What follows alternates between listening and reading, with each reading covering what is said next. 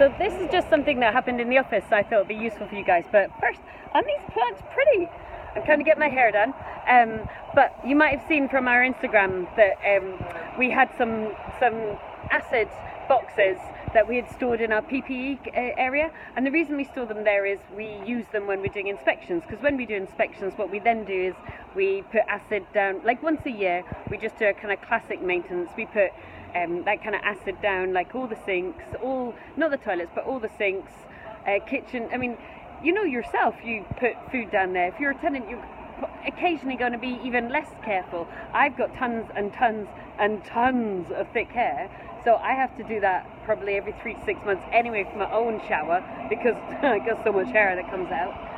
Anyway, so one of the things I want you to do is to think about those preventative maintenance things. We have a full-time handyman who works full-time on our properties, and we're in this great position now. Aside a couple of emergencies, he's very much in preventative. We're like on the Forth Road Bridge, we're repainting things all the time.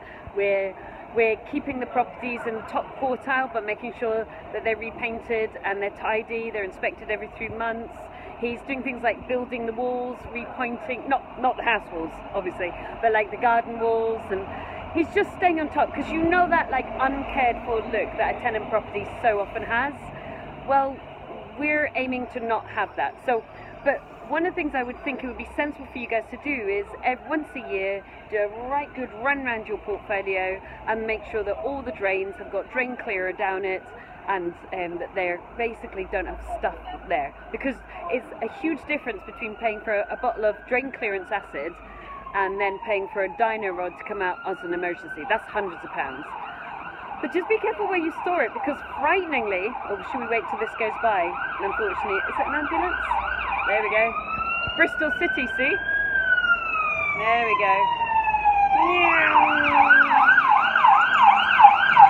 Woo! Can you tell I got kids? As soon as you see a fire engine, I'm like, meow. So frighteningly, even though they've got those very safe lockers, obviously fumes had escaped and it had burnt all the cardboard. The cardboard had disintegrated. So I wouldn't suggest you keep them too long, because it frightened the life out of me. Right, so once a year, drain acid or drain clearance stuff down the drains prevents you from spending hundreds of pounds on a dino rod emergency call out. See ya.